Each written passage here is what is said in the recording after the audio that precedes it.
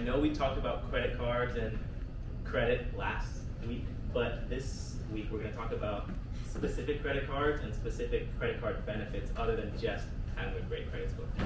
So once we all scan the attendance form, we can move on. This is a little meme courtesy of the events committee. So perfect. Okay, this is a quick video. It's just going to recap what we talked about last week for like a minute, and then it's going to get into new things, which I want you guys to start thinking about right now, because there's a lot more benefits to having a credit card than just having a high credit score, and that's what this video talks about. It feels like every time you open a mailbox, there's a shiny envelope offering thousands of free miles, zero interest, or bonus cashback just for opening a new credit card. But are any of those rewards actually worth it? Credit cards can be powerful tools if you use them wisely. You can use credit cards to build credit, pay in a pinch, and of course, earn rewards. But there's one big caveat. You have to pay your balance in full every single month. That's how you can avoid paying interest, which is what can make credit cards dangerous. As of November 2019, the average credit card interest rate was more than 17%, so debt can pile up fast when you're carrying a balance from month to month. The smart way to use credit cards is to reap the rewards without paying the interest. But with all the rewards out there, how do you choose between cards? And how many credit cards is too many? It helps to understand the types of rewards cards offer. Many credit cards offer sign-on bonuses. For example, a card might offer $150 in cash back for spending $500 within the first 3 months. This sign-on bonus typically is where you can get the most reward. If that card offers 1.5% cash back on regular spending, you have to spend $10,000 to get that same reward. It might be worthwhile to open a new card just for the sign-on bonus, but be careful. If a sign-on bonus requires you to spend more than you typically would, it isn't worth blowing your budget. While having multiple credit cards can help build your credit history, having too many new lines of credit can actually lower your credit score. So don't open cards willy-nilly, especially if you think you might need to apply for a loan within the next 2 years. There's no magic number of credit cards that's best, but typically having a couple cards from different networks can offer the most flexibility. In addition to sign-on bonuses, many cards offer some kind of reward for ongoing spending. Those rewards have different names: cashback, miles, points, but they all boil down to the same thing: incentivizing you to make purchases on the card by offering a small reward for every dollar spent. Some people maximize these rewards by using credit cards as their go-to form of payment for every purchase. But again, this only makes sense if you pay off the balance in full every month. It might pay to align your cards with your interests and spending habits. If you travel a lot, a card that offers credit toward flights, often called miles, may be right for you. If you're trying to focus on budgeting, a card that offers cash back on necessities may be your best bet.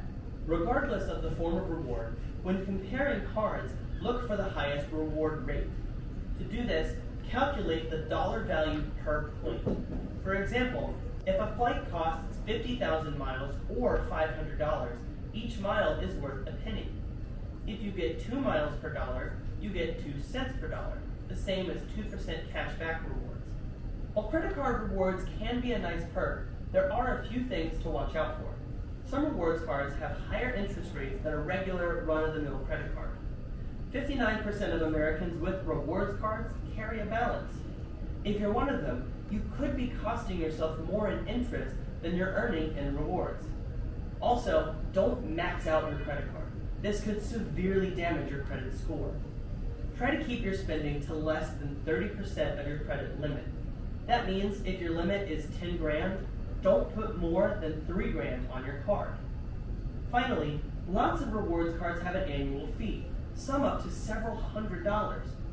To make sure the perks justify the cost, estimate how much you'll spend on the card, calculate the reward you'll get, and make sure it exceeds the annual fee. In short, using credit cards the smart way means 2 things: choosing cards with high rewards rates that align with your spending habits, and paying off the balance in full every month. Following these ground rules for using credit cards can help you benefit from purchases you already plan to make without piling up debt. Want to make more informed and confident decisions about your money? All right, perfect. So that was just a quick recap. I know it was a lot of info, but we'll go over most of it today. Just to give you a quick example, I want to show you guys what it would look like when you look for them. So this is basically all of Discover's credit cards.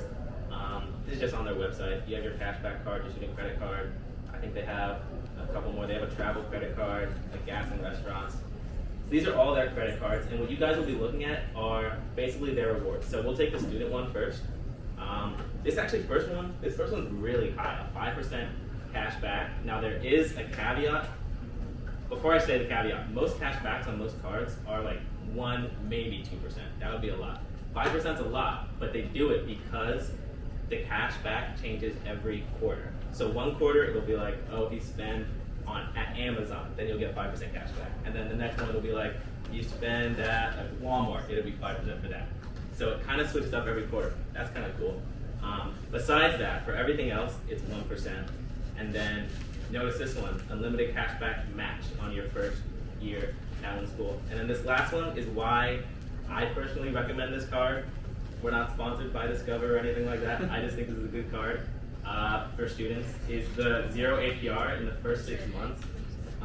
As new card holders, you've never had experience with debt or paying back debt.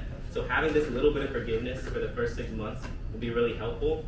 I do think that if you forget to pay back your card, it will definitely hurt your credit score. You just won't be charged any interest rate on it within the first 6 months. So that's what makes this a good student credit card.